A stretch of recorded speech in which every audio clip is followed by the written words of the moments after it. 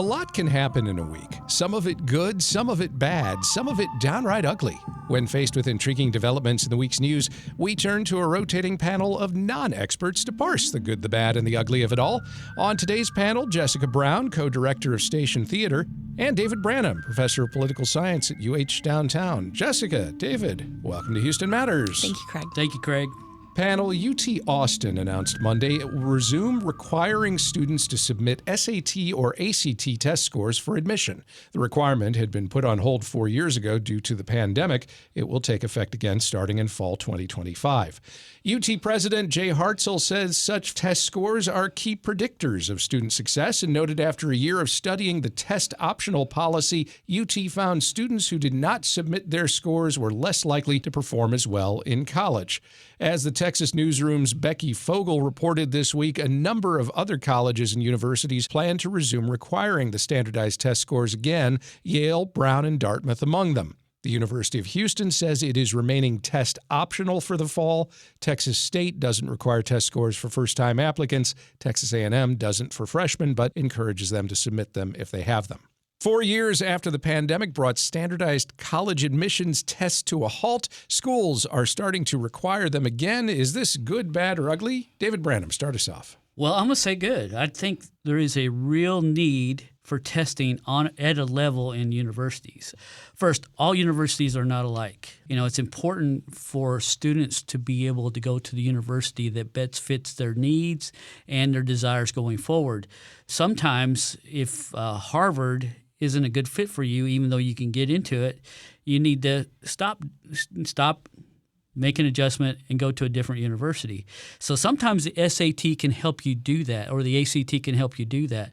I'm a Thomas Sowell fan. I listen to a lot of what he says. He said the biggest problem with affirmative action was that you were putting students in universities where it was going to be next to impossible for them to succeed. And he said it would be far, far better to put students, especially students who have lived a life where they've struggled, in a situation where they can succeed, in a situation where they feel good about themselves. I think the SAT can help you do that. That said, there's limitations to it. The test doesn't tell you everything you need to know about a student. Texas A&M, for instance, if you're in the top 10% of your high school class, you can go to Texas A&M. I think that's a good thing. But sometimes those students shouldn't be in certain programs, for instance, where they're not going to succeed, and maybe they just need to find the right fit.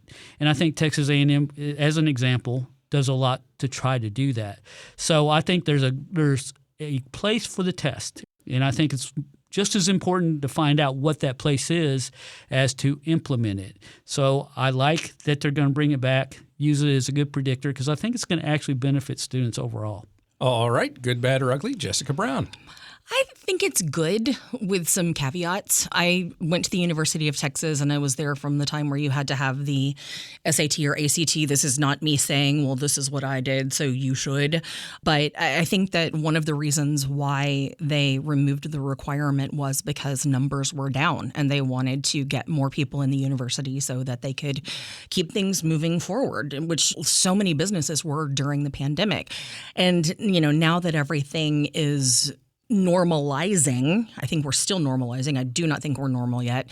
I think that there is a place to make things a bit more selective again, especially with some of the top universities that are more challenging. I do think that there is a place for people who have had a more difficult time finding a way to get there if that's what their dream is and they want to be there. And I know that there are certain accommodations that can be made for people who maybe don't test well with the SAT and ACT, but these students need to know that this exists.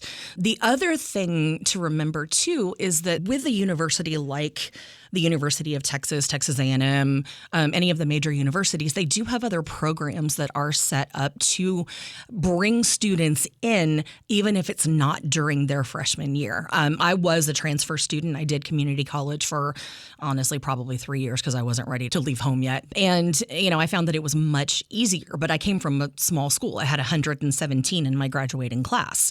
And so I needed that transition to get there. It also didn't hurt that I had a boyfriend friend that told me he didn't think I could make it at UT. So, that's another thing. I think that as long as we are trying to figure out ways to bring folks in, I think that as long as they are still trying to make room for other students to get there, I think that it's positive. Whatever your SAT or ACT score is, it's important to know that that is not going to determine the rest of your life. Exactly. There's going to be a path for you. Maybe the path isn't at Harvard. Maybe that's not the path. But there is a path for you to get to where you want to go. Do your best on the ACT, but if something happens and you don't make a good score, it doesn't mean it's over. There's a path for you. Exactly. And sometimes that path is community college first and forward, but you can do it. And so don't give up. Panel, it's been a weird year so far at South by Southwest, the annual festival in Austin, which wraps up Saturday. More than 80 artists dropped out this year to protest festival sponsors, the U.S. Army, defense contractor RTX, formerly Raytheon, and its subsidiary Collins Aerospace. As KUT's Andrew Weber reported Wednesday, the artists argue South by Southwest has cozied up to the defense industry. Much of the ire seems focused on RTX, which has supplied weapons to Israel in the war in Gaza. This year's protests follow around last year over the festival's wage structure and application fees. To many of the boycotting artists, what was once a beloved music festival has become too much about sponsored events and movie promotions. In response on Tuesday, Governor Greg Abbott took to X-Twitter, or whatever we're calling it these days, to tell the bands leaving, quote, "Don't come back." Artists drop out of South by in Austin. Is this good, bad, or ugly? Jess. Oh boy, there are so many ugly things about this. First of all, South by Southwest is one of the biggest conferences that Austin has. It brings in so much money to the community and to the state of Texas. It's also really important to note that this is true economic development because it's bringing in money from outside the state. South by Southwest, I attended whenever I worked for Visit Austin years and years ago. And it was one of the greatest events that I'd ever attended. I had an incredible experience just going to some of the smaller shows. This is totally going to date me, but I remember seeing the lead singer of Candlebox just on this stage that was put up in a parking lot off of 6th Street. And so this probably was in the 90s. I'm not even going to lie. And, it's an incredible experience, but I get it. The more popular events get, the more opportunity there are for sponsors. The more people are there, the more sponsors want to get in front of them. And it makes me wonder, is it even a good fit? Does it even make sense as an advertiser? I guess I can see the Army because you've got a whole bunch of tourists in town. The demographic makes a lot of sense. So I can see why. But I don't know that a defense contractor makes sense for me. Again, I'm not the person that makes those advertising decisions. But I get it. I get why the artist would want to protest this. The music industry tends to have a lot of folks who are interested in social justice, and I think that they're making a really strong statement by not being there, especially if they've already paid to be there because they do. If they've ended up losing money on that, that's another thing to think about with the artists because a lot of them are, in some cases, barely getting by as it is. The part that I think is just absolutely ugly is the don't come back, It feels like sour grapes. People have free speech. Let them say what they want to say. Let them do what they want to do, and just because they're not supporting a specific conference because of a specific sponsor, let them. There are so many pieces to this one that it's really hard to find just a single definitive answer on that. All right, well, let's see if David can. Good, bad, Let's do or it, ugly. David. You got this. Oh, I have no definitive answers on anything. So anyway, I understand the free speech part. Yeah, they have the right to do that. But when you do something, there's always free speech coming back at you. And so I remember the Dixie Chicks when they were talking about how bad George W. Bush was. That doesn't really date me too much, right? I already claimed 1997, so I'm a ahead lot of you. older than Jess. I am. Thank you, David. But I remember a friend got upset because they got a group that broke the Dixie Chicks records because, they were protesting that they were protesting. And I said, that's the same free speech that the Dixie Chicks were using. So exactly. This time the free speech though came from the governor. So that's maybe right. a little different. As far as the protest goes, I understand. I think our audience probably has a pretty good idea of defense spending in America. But it's crazy that we spend nearly $900 billion a year on defense. That's a lot of money when you consider that not one single European country spends 1/10 that. Not one. And when you start thinking about, percentage of GDP, we spend about 3.5%. China spends about 1.6%. If we were to cut to where China was, 1.6%, that's $500 billion or so that we could save every year. We would actually be a surplus government in the post-baby boomer era if we did that. It's a lot of money that gets spent. And when you think that, for instance, China spends about depending on what you look at, about 1/2 to 1/3 of what we do. And they have 4 times more people than we do. It's an incredible amount of money that we spend on defense in this country. At the same time, if you're one of those protesters, I would find it somewhat hypocritical if you were a person who wanted Sweden and Finland to join NATO, without any repercussion, because that means we're going to have to defend them. It's going to be a lot of extra money for us. We are not one of 31 countries in NATO. We are the one of 31 countries in NATO. I mean, we're the ones who actually run NATO. It doesn't make sense geographically. We're the safest country in the world geographically. We don't have one top 10 military spender in the Western Hemisphere besides us. All the other 9 are in the Eastern Hemisphere. We have 2 oceans on each side of us. So the reason why we're spending so much is because we are protecting the whole world. We're not just protecting ourselves. This is something we need to think about. But if you're going to think about it and protest it, you need to have what my Congressman Dan Crenshaw calls a mature conversation. You really want to cut the deficit, you got to be willing to cut something that you almost certainly do not want to cut. We can cut defense spending, but we're not going to be – when you hear Donald Trump talk about Putin, he's talking about Putin because those other countries aren't spending as much as he thinks they should, and that we should spend less, they should spend more. And he doesn't put it very eloquently. I agree. But the point was that we are spending too much in comparison to others. I think that's probably a good argument, something that is worth protesting. And so if you want to do that, that you also have to have the understanding that we can't support all the other countries like we have been doing. The reason why a defense contractor has such big contracts is because we give it to them. Right. And so I understand. I understand Greg Abbott. I understand the bans. I understand all of it. And I think it's going to be very tough to come to a consensus on what we're going to do in this country on that. Is there anything to you agreed to play somewhere, you should show up? I think there is a level of, especially if you've got fans that show up specifically to see you. Those fans will be disappointed. There is this whole level of, people have paid to come see you.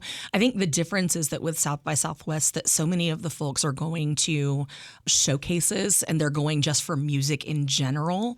There are definitely some higher end acts that people do specifically go to see. But I think that because there are so many performances in that city during South by Southwest, you cannot see them all. So I think that while, yes, that could be the case, I still would imagine that there's still probably a couple of 100 other bands that are there that would be worthwhile seeing. If only there was some sort of festival-like atmosphere with concerts, here in Houston the same weekend that people might take in. I wonder if there is such a thing. Don't we have the rodeo going on? Oh, yeah. Huh. Interesting. Yeah. Panel, it may be just a matter of days before the Houston area looks quite a bit nicer, courtesy of blooming bluebonnets. The state flower of Texas usually doesn't blossom around here until late March or early April, but it's ahead of schedule this year because of warmer temperatures earlier than usual and plenty of moisture for them to germinate in the fall. That's the explanation anyway from Michael Arnold, a professor of landscape horticulture and director of the gardens at Texas A&M University. As Houston Public Media's Adam Zuvanich reported Monday, Arnold notes bluebonnets have already begun blossoming in the Austin and San Antonio areas, and Houston is next. Bluebonnets are blooming early. Is this good, bad, or ugly? David? It's good. It's good. At least, I like warm weather, so I'll be honest. I like February has some warm days, and March is having warm days. I don't mind getting down to 50s, but the freezing temperatures I can do without, so I'm happy. I get and that. I love bluebonnets. They're beautiful. I was looking up before, because I always heard my whole life that picking bluebonnets was against the law because in Texas, it's the Texas state flower. It turns out that it's not against the law to pick bluebonnets unless you're on state parks or private property, which, private property, it's not your bluebonnets, it's theirs. But at the same time, there's, a good reason to take care of those flowers. For instance, if you pick them at the wrong time, they may not grow back. And if you step on them and crush them, it's not good for the flowers. Enjoy your bluebonnets. It's beautiful driving through Texas and seeing those wonderful flowers. Mm-hmm. I mean, we're very blessed to have that flower in this state. So enjoy them and take care of them. Jessica. All right. So I'm going to have two hats on this one. My first hat is very much like David. I love bluebonnets. It is my favorite time of year. They are absolutely beautiful. I will go driving just because I want to look at the bluebonnets. I also, as much as I love to see people taking photos in the bluebonnets, it also makes me sad to see the bluebonnets crushed. I also look at it from a tourism perspective because my tourism hat is always in my back pocket. And the state of Texas promotes the bluebonnets coming out usually I think mid-March is usually what we say, which I guess that's about now. But if they're coming out March little or bit, April. March or April. But they still have a limited run, I guess. It's like a show. It's the run of the bluebonnets. Do not run in the bluebonnets. You'll stomp them. But one of the things that happens is we do have tourists that come here specifically to see the bluebonnets, and a lot of them maybe international travelers too. So much so that I'm not sure if there still is, but I know that there was a wildflower hotline for the state of Texas that you could call and find out where the wildflowers are blooming, what wildflowers you might see. And so, so it's going to be something that is potentially disappointing to tourists. Not that there's not plenty to do in Texas, but if you had a specific goal of coming to Texas to see the bluebonnets and you get stuck, air quotes, with Indian paintbrush, it may not be exactly what you're looking for. That's the place where it gets a little disappointing, is whenever you're in one of the communities that really relies on bluebonnets for tourism. When you get there and there's just like one or two, and maybe it's very sadly flopped over onto the ground because of, someone stomping it, then... Stop making me cry. I'm sorry.